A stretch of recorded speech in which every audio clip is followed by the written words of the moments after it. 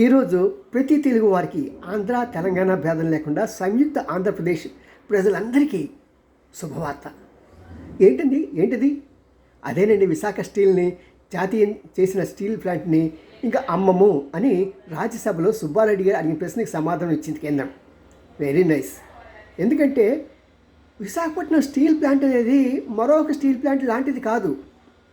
ఇది ఆంధ్రుల అభిమానంతో, ఆంధ్రుల త్యాగాలతో, ఆంధ్రుల విద్యార్థులు నిజంగా ఆ రోజున మేము ఆ ఉద్యమంలో పాల్గొన్నాం. నా కళ్ళ ముందు ఒక అబ్బాయి బుల్లెట్ తగిలి కాలిపోయింది.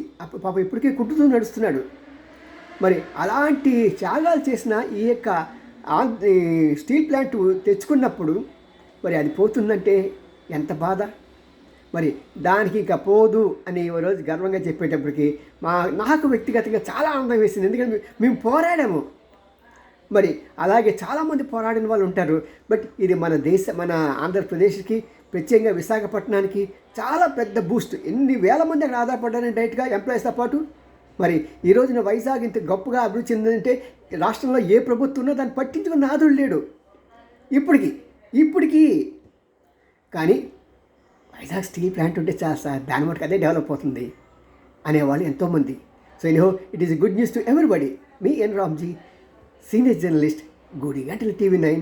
బాయ్. బాగుంటే లైక్ చేయండి, షేర్ చేయండి, సబ్స్క్రైబ్ చేయండి మాస్టరు. మంచి మంచి విషయాలు మీకు చెప్తున్నాగా గుడ్ న్యూస్తో పాటు.